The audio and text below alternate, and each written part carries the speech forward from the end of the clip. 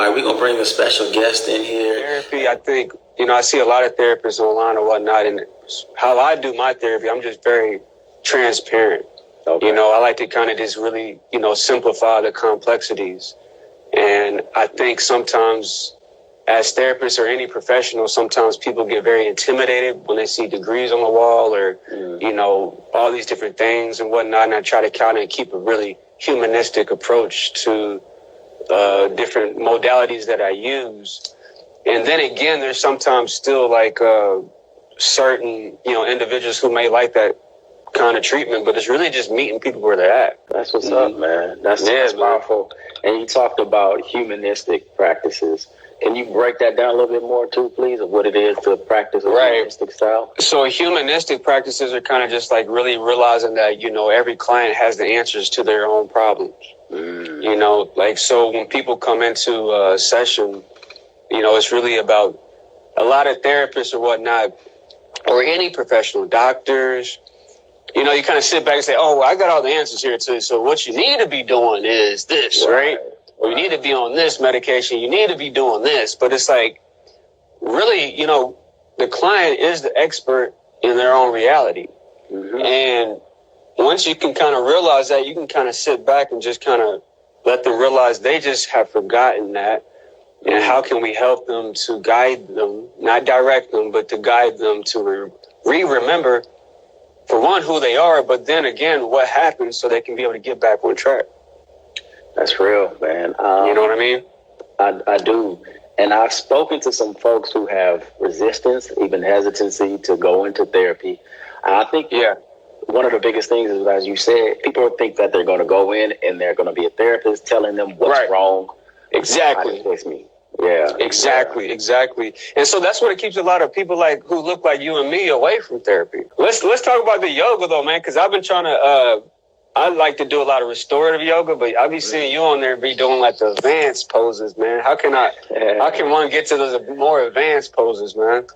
It starts from the restorative, and it starts just like, as you said, by really taking the opportunity to look at yourself. A lot of people have those same fears about jumping into yoga of, I'm going to possibly get into a move that I can't do, or I can't touch my toes already. I'm a struggle, or I can't. Right. It's just, tapping in, and like you said, man, letting your body be your teacher, letting the body be your counselor, your guide. Because if your body hurt or whatever, you back off, you stop. You listen to your body. Let your body tell you what you can and what you cannot do. So I've gotten into the yoga as a part of the therapy. So initially I was a clinician, and I have my master's in family therapy, and awesome. I went into yoga basically to deal with my own stresses and own traumas that I wasn't able to reach into with just the clinical part. The physical part was there too, and I got swept away into it. And initially I did more of the restorative poses and more of the subtle poses. As you talk about that trauma, a lot of times it's not going to be just released to one big whatever.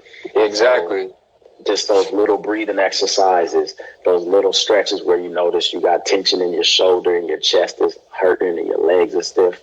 So I started out with that, and it's a type of yoga called Kundalini yoga, actually. Oh, yeah.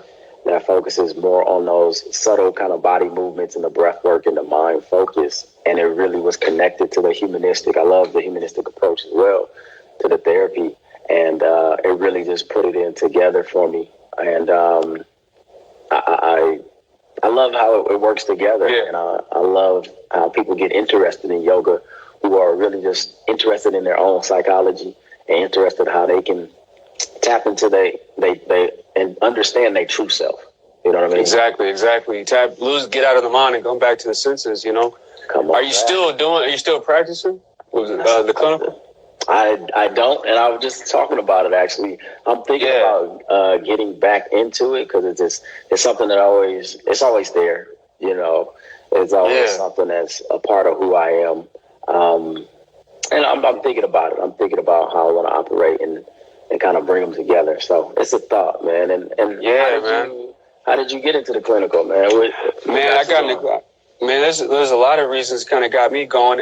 On that same note there, because I know I actually just I got a referral from another lady here in town. She actually mixes the yoga with her piece, and I believe it's called a peaceful balance. So she balances both elements. So I'm like, man, that's dope. Yeah. But you know, sometimes here, I mean, I live in a conservative state, you know, so I remember one time we were trying to do some mindfulness stuff with one of the kids, and you know, the mom. She's like, I saw y'all in there meditating. She's like, why y'all in there meditating for? Whatnot? Like, that's devilish and this and that. Yeah. So then, like, you know, sometimes people kind of have this perspective of meditation that is something evil, you know, but it talks about it in the Bible. But I think what happens is that science and insurance companies try to make therapy into some kind of math equation. Definitely. And you know, when you're dealing with trauma or whatnot, there's not always a math equation to how people feel. But see, the same thing is we live in a society that is pretty much like if there's something I get paid based on if I'm able to bill people and diagnose them. Right. If somebody were to come into my office wanting to get an evaluation and there's nothing wrong with them, you know, I don't get paid. Now, I'm not really concerned about that, but when you work at a CMHC, like before, your supervisor is telling you, hey, put a diagnosis, put a label on this kid because we got to get paid for this hour. They don't say it like that, but they'll say it in a little email that says it a different way, you know? So the thing is, our society is backwards. We need to start getting paid based on if people are doing better. Just like when you go to the doctor, if there's nothing wrong with you, the doctor can't bill that session. Right. You see, so the insurance companies do that. So it's kind of a mess. It is, and you really just reminded me why I stepped away from it for a while. Because it's trying to put healing into capitalism. Man. It's making money off of people going through their, like, really trying to get healed. And man, especially black folks, man, a lot of that is ours in general, just being in tune with ourselves and staying connected Exactly. to nature, you know, like you said, burning sage and all that kind of stuff. Right. It's a whole lot into it, but yeah, bottom line, Exactly. I went through the same experiences where you have to give, and especially working with little young boys, man, or young children in general, you have to give them a diagnosis that's going to be with them for the rest of their life to try to provide some healing to them. And it's not healing that they're looking for. They're looking for medication. They're looking for, as you said, an equation. They're looking at it as a statistical thing. Shout out to Tim right there. Tim Tio, what's up? 86. Okay, you're going to be 34 this year, too, if you haven't. Yeah, my brother was 86 there as well, Hey, good year. There we go. How old are you, Jim? 30. I'll be 34 in 8 days, September 10th. That black don't crack. Likewise, man, how old are you? Man, I'm 28. Yeah, you look 19, brother, and you got the cold haircut. I love it. Vegetarian, brother. That's real. That is real. Yeah, man, it's vegetarian. Trying to do what I can, though. But, man, on that same note, what you were meaning, like even what Tim was saying, we all live in a box. And mentally, we live in a box right now. I'm in a box, these four walls. You go to school, you're in a box. You go to jail, you're in a box. I'm in a box here with the live stream. And eventually, we eat food that comes out of a box. And then we want to feel like, oh, why do I feel boxed in? Right. It's real. You know, they bury you in the box. You watch the TV on the box. You drive in the box. And, you know, and honestly, that's why what I do is called feel free to feel free. Because it's really free. Exactly. Myself. You're getting out of the box. Literally, physically, you're like moving, you're stretching, you're doing these advanced poses that are, you know, talk more about that because I know I want to kind of learn more for myself and even with some of my patients. But, you know, like I say that, you know, I tell people I like yoga, but I mean, I feel like when I meet people like yourself, I'm like, man, I'm not really, you know, I'm just doing basic stuff. And when we talk about yoga, a lot of times, especially here on this side, people talk about what it looks like. You see the big poses and the stretches and stuff, but it's all about the breath. If you never move, as long as you breathe in, you're doing yoga. Because that breathing talks about brings us into what you're talking about, connecting back to that nature, connecting us back to that mentality of not being separated. Because you said in this planet, we're on this earth, we're separated, and it really is in this society, in this current culture. Exactly. There you go. On this planet, we all together, and it's never been a division. It's been cooperation. It's been you do this, I do that, everything working harmoniously. So when we are breathing, we are working on connecting ourselves back harmoniously through our mind, our body, and our spirit. So that's what yoga is all about. It is a practice. It is a tool. So when we get into those poses, as you talked about earlier, you're able to sit in the lotus pose you're able to sit in the lotus pose longer. What's up, Ida? She said, but it's boring. Let's address that though, because I know she likes to work out a lot, and I do too though. But it's just kind of that's the kind of stuff, that real stuff though. Because for some people, they may not be able to. They might feel like, oh, it is boring or whatnot, or maybe it's difficult. But the thing is that maybe how could you maybe tell some of the naysayers, not just with her there, but just even other people who are just it's no use to it. What would you say to, because at one point I was one of those people as well. But what would you say, or even people who want to be able to do it more often, what would you say for that there, James? First, because I'm working with kids a lot of the time, they talk about how boring it is, what they think about it.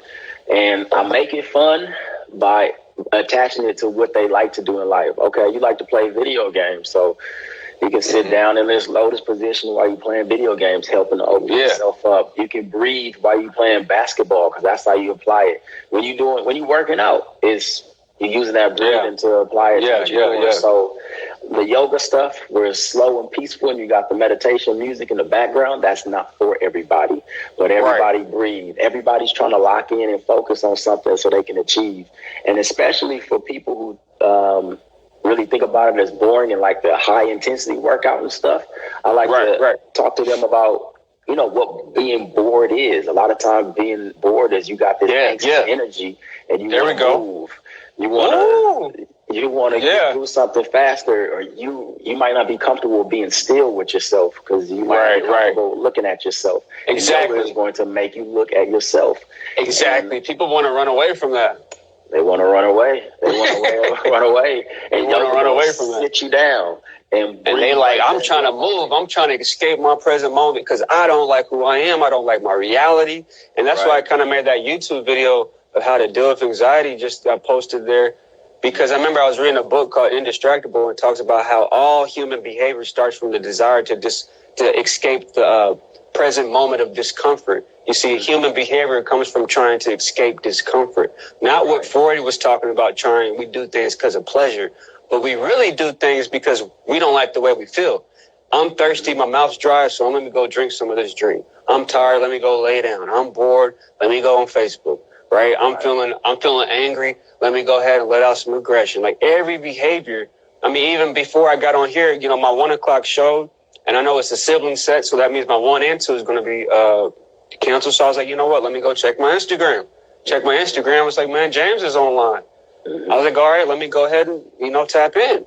Right. So the thing is, when we realize all of our behavior comes from trying to to feel better because we're trying to run away from discomfort, doing something like yoga or sitting there with our thoughts, man, that can be very uncomfortable for people. Because now you can't run away from, whether if somebody passed away, you're trying to avoid that, whether you don't like the way you look, you don't like the job that you work at. Mm-hmm. And people are like, man, I need to distract myself. Man, what do I need to do to distract myself from? Because in reality, I don't like my life. I need to distract myself. And there's a whole lot of distractions you can find nowadays. 100%. And I love working out. I work out every day. But I also know working out gives me that bang of energy. It releases those endorphins that give to me automatically. Yoga there's parts of it that is immediately gratifying, but it's when you ease into the poses, you warming your body up, you're taking time with yourself, you're building on that relationship with your body. And a lot of us don't have a relationship with our body that's kind. We want to hurry up and I want to bang it and make it shaped into chiseled this. Right. I want to punish it for the food that I ate. I want to turn my mind off and bang loud music and just focus on this pump I feel and the sweat. That's cool. I like that too. But at the same time, understanding what you are going away from, as you said, why is it that when you look in the mirror or that you don't look in the mirror that you can't see what you want to see or feel what you want to feel? Exactly, man. It starts to bring up questions for you. And we are definitely in a place where a lot of us we don't have to answer those questions because we have everybody else trying to answer those questions for us, whether it is our IG, our education, our job. They're telling you what to do, how to do it, when to do it. And if you are not connected with yourself, you're going to follow, and then you follow, and then you feel like what I followed was wrong. They told me I needed to get a degree. They told me I needed to get married. They told me, well, who am I on the inside? And yoga slows you down and lets you focus on that. Now, there are some booty blasting yogas and some abs. Yeah, what do you think about the trap yoga and all this stuff? I think they're awesome, everything, because as long as because I started before, like I said, I started as an athlete playing football and stuff in high school. I thought it was all about the body, but the body gave me entrance to the mind, and the mind gave me entrance to the spirit. So whatever's going to lead you down that road, let it be. Just understand, keep going down the road. You ain't got to blast your booty your whole life all day long. And for sure. That's on point, man. I remember Kobe Bryant talked about the importance of yoga, meditation, and sleep. In a little interview I watched, rest in peace. Like I have him right here. And I have my Wakanda jersey back here too. These are all things I've had here before he passed away. You see, so like when kids come in, they're like, man, Chris, you a bandwagon. It's like, no, I have my Kobe posters up. Man. I have my Wakanda jersey already back. Like these are things that have been here before, our heroes have died. Right. But I mean, that's for a whole nother discussion as well, because, as black men, sometimes we suffer in silence. Mm-hmm. And I've always said this. And at the same times, we look at Chadwick Boseman. And I just want people to not get the wrong thing of like holding in this feeling, because now some black men are saying like, oh man, this is a strength. He just didn't tell anybody he was going through chemo and shot 5 movies. Right. But the thing is, I'm pretty sure there were some close individuals to him that he, shared with, and maybe he was going to therapy. I mean, you don't tell everybody, hey, I'm going to therapy. Why would Chadwick need to do that? Michael B. Jordan talked about on Oprah that he went to therapy after the movie. For having to play the role of Killmonger. So if Michael B. Jordan had to go to therapy, I'm pretty sure it probably has something to do with knowing that, seeing Chadwick on, stage, maybe throwing up after a set, because they would practice. He probably was very, sad about it, and he still is. So the thing is that as black people, or just as men, black men, or just men in general, we have to not suffer in silence. We have to be able to reach out to a local friend or a therapist, or if you're not reaching out to somebody, man, if you're not talking to somebody about your feelings, you better be doing some kind of form of movement, some kind of yoga or some form of expression, because depression is the opposite of expression. And if you're not expressing yourself physically or mentally or emotionally, spiritually, man, you're going to be emotionally constipated. You're going to be emotionally constipated. And when you do finally release, it's going to be all over your family and your friends that you do have. It is important for us, especially as black men, to see ourselves as able to have spaces to be whole, not just strong, not just hard, not just all this kind of stuff. It's important just to see you whole. One of the biggest things I wish for my father, I grew up with my father and my mother, very blessed, was for him to have friends, was for him to have somebody to talk to express his feelings. And like friends that he can grow up with and discuss things with. I have friends, and I make new friends, and that's something new to me, because before it was like, you black, you stay with your friends and you stay with your people, you a man, you don't talk and open up to new people. And it's like, why would I not share my experiences and connect with the people who are also going through these experiences as I develop and as I grow? And I'm hoping and I'm praying Chadwick did have that opportunity to connect with loved ones. And it is important. I tell people that I go to therapy. I depend on therapy for those spaces to release where I feel like I'm not all the way there with my friends, but whatever usually comes out of therapy comes out into my personal life too. It just gives me an opportunity to process it and check in and get another view Right. that's biased and stuff. So all of it is important. All of it releasing. I don't care if you journal. I don't care if you go in the backyard and punch on something and have that mindset of getting it out or whatever is on your mind. But it's so important for us to talk. It's so important for us to express our feelings. It doesn't have to sound perfect. You can be stuttering. You can not have the words. You can not have the proper articulation by the hearing. Right. Man, just get it out. Exactly. And so I think even there on my point there, because that was always kind of my fears of like even just kind of being here on social media or just even uploading my YouTube channel, like these fears of not being liked. Right. I think as a society, we're so fearful of not being liked. we want to fit in so hard, man, like and so well, but it's like we all fear not being liked, whether it be, so it's like, man, I'm not going to upload my YouTube videos because, people are going to think this. I'm not going to say this word right, or what if I lose clients or whatnot? And even my mom, she was like, man, Chris, you can't be, doing this. She's like, your doctor doesn't upload YouTube videos. He doesn't share his beliefs and what he does and whatnot. I was like, you know what, you're right.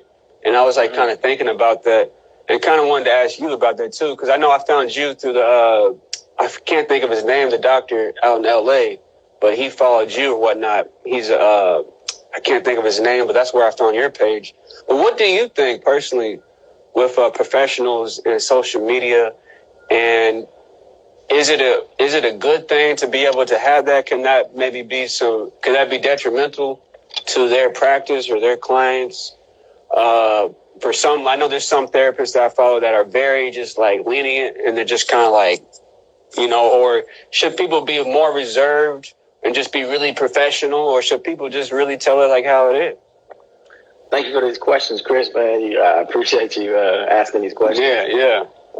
And you reminded me of the thing that I needed to let go as I walk more into 34 is really other people's opinions. I depended on other people's opinions for safety. If people liked me, if people thought I was cool, if people accepted me, I'm not going to get picked on. I'm not going to get left out of the fun stuff. I'm not going to get ostracized and everything, because we are social creatures as human.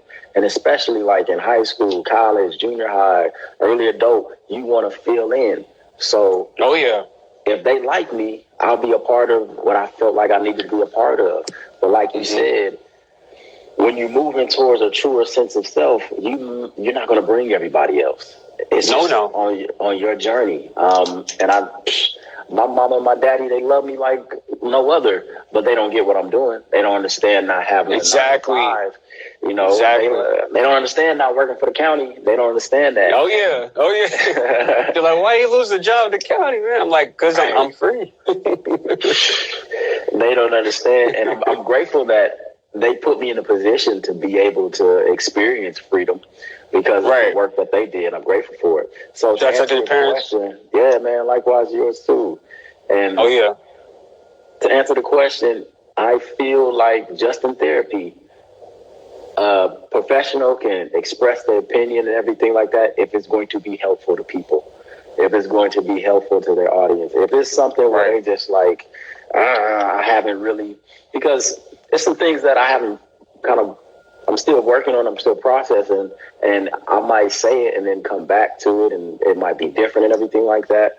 So just, if I'm speaking to an audience, if I'm speaking to people, it's like, I'm saying this because I feel like it can be beneficial to you. Not in a manipulative way, not in a way that's like, oh, you need to know this, you need to blah, blah, blah. I'm trying to sell this product. It's like, nah, this is something that I went through, and this is something that I'm going through even. And I feel like it's helpful to me and it's helpful to us. It has to be a reciprocal thing. It can be something that's powerful for both of us.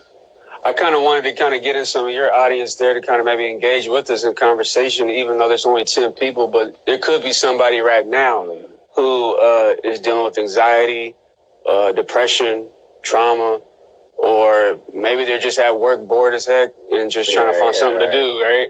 But maybe somebody might want to kind of share kind of maybe what they think about reasons to why they went to therapy, or reasons why they stopped going, reasons why they don't go, reasons why they think it's boring, or maybe whoever's watching out there, 11 people out there is tuning in to our channel right now. I'm not sure what time it is out there, and you say you're in LA? Yeah, it is 11:44. We got flies in my stomach. Shout out, they used to come to my yoga class in the park.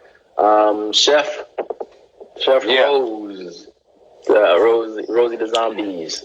Hey, I'm new to live stream there, but how do I get these like filters and stuff off the screen? I think you gotta press.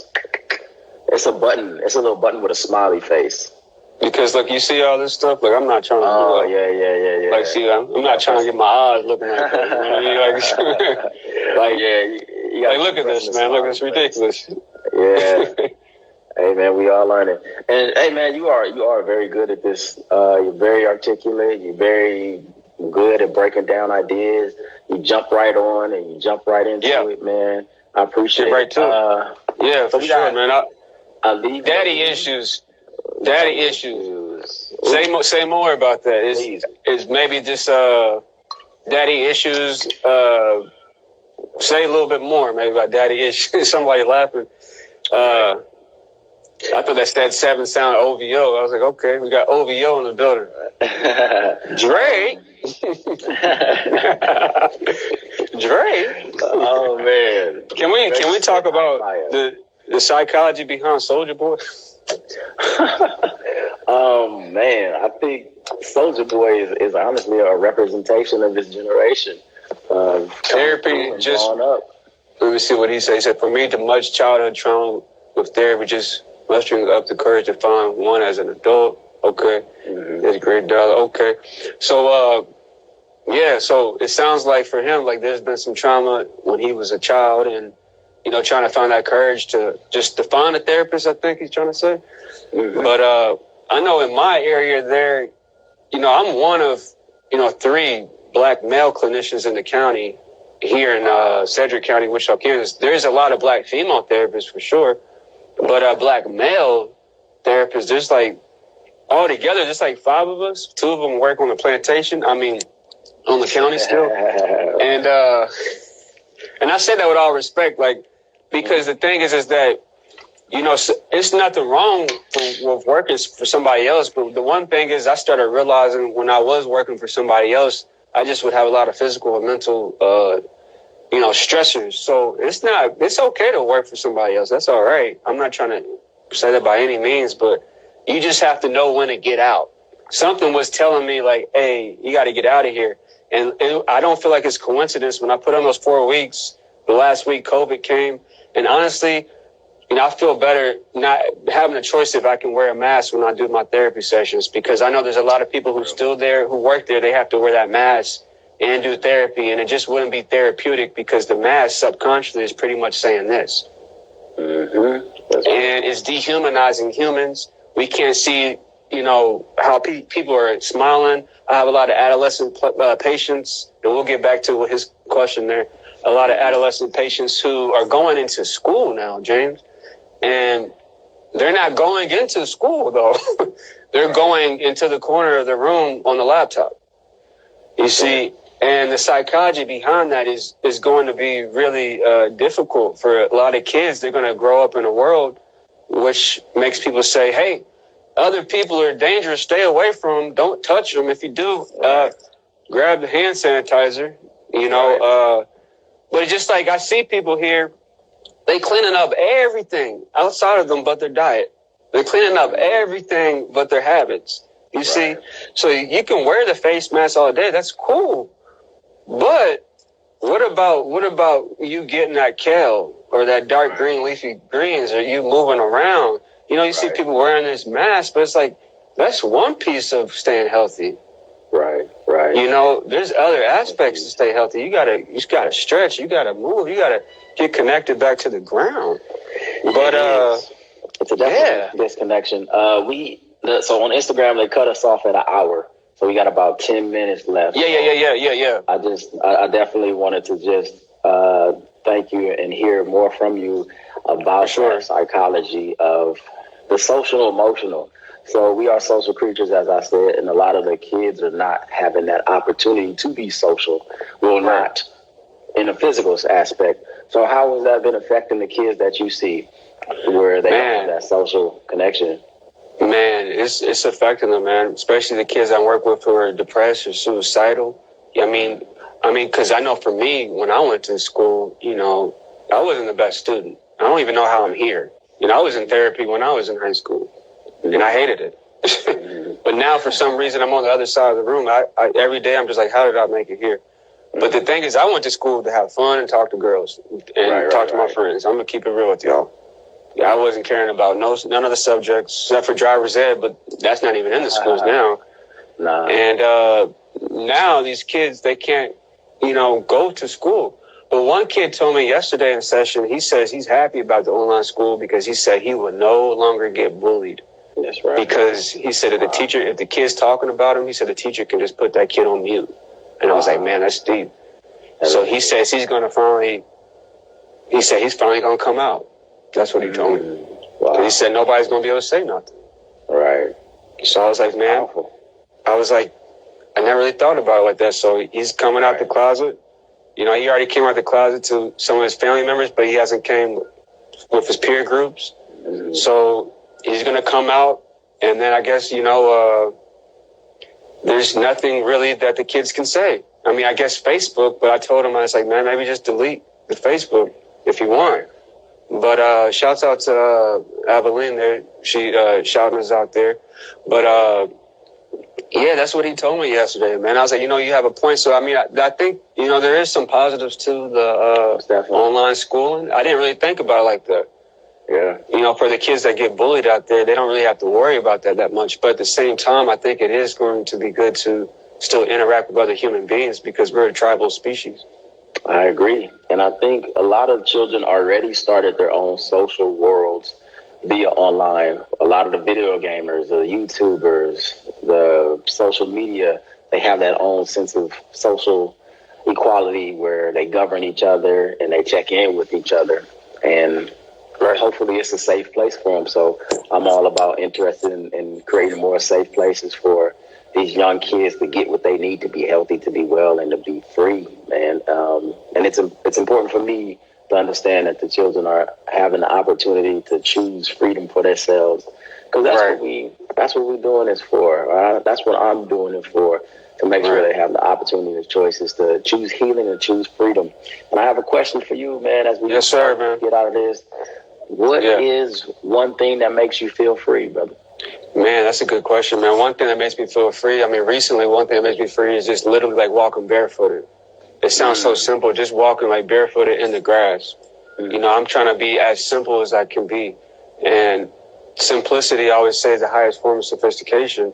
And it's like, I like to just keep it really simple. That makes me feel very free. And, you know, I like to spend time alone. I do like to kind of do my little restorative, boring yoga, as some people think, but I like my little restorative yoga. But something that makes me feel very free, I would say the main thing that I could not live without, man. The one thing I cannot live without, I don't know how I would do it, and it's humor, being able to laugh, man. That makes me feel free, man, because if I couldn't laugh, if people around me couldn't laugh, and I can't walk barefooted, man, I don't know what to tell you. I wouldn't be here right now. Right. You know, I think laughter got me through a lot of tough situations.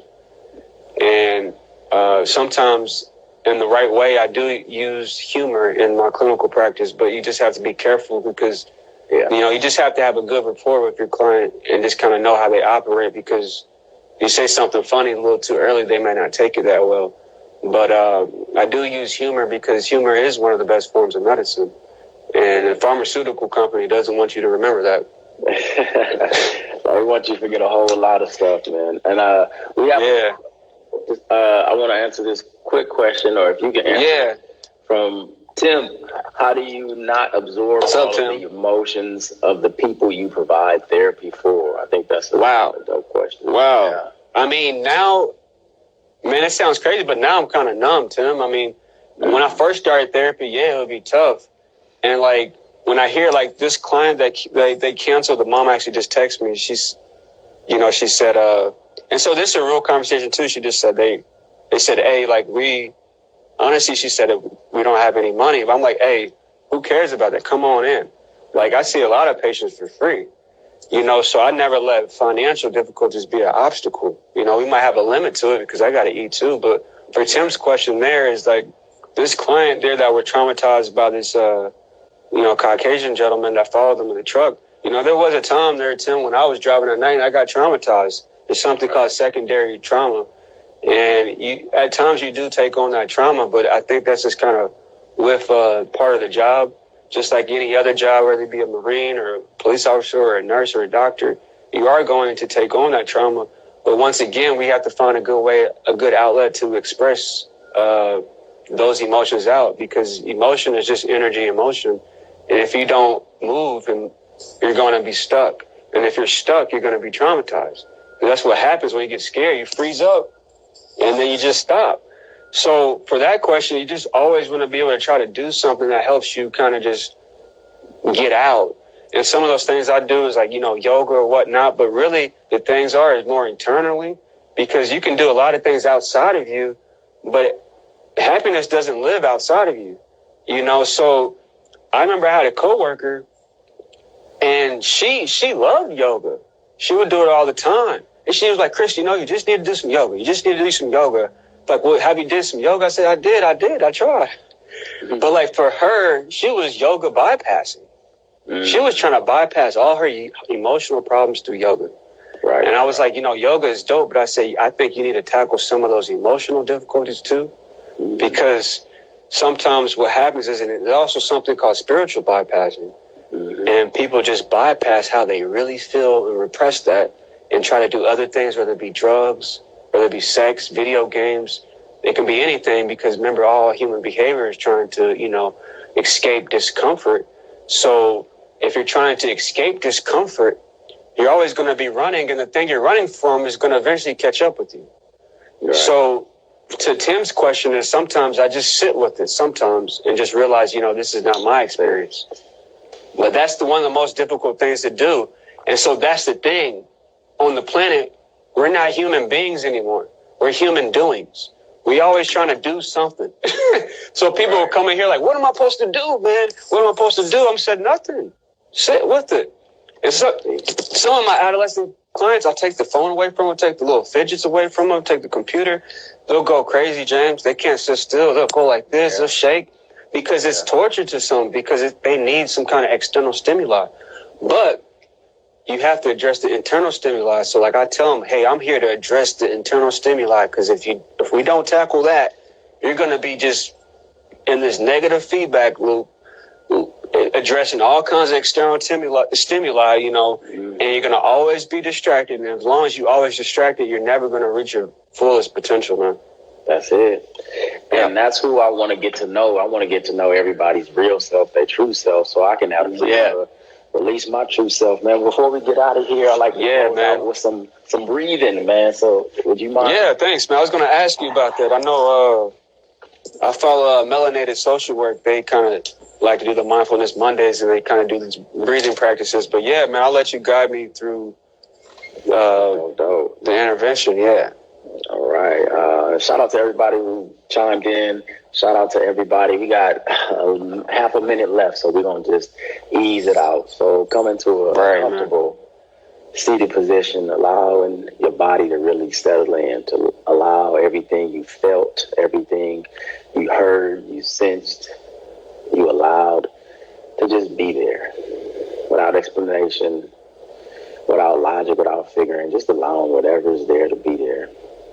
And we're going to take 3 of the deepest breaths we have taken all day, filling our bodies with oxygen all the way down deep into our bellies, and then letting it out slow, calmly, and with ease. On the count of 3, let's take a deep breath in through the nose. 1, 2, 3. Deep inhale. And a long, slow exhale. Good. Just releasing it through the mouth. Let's take a deep inhale through the nose.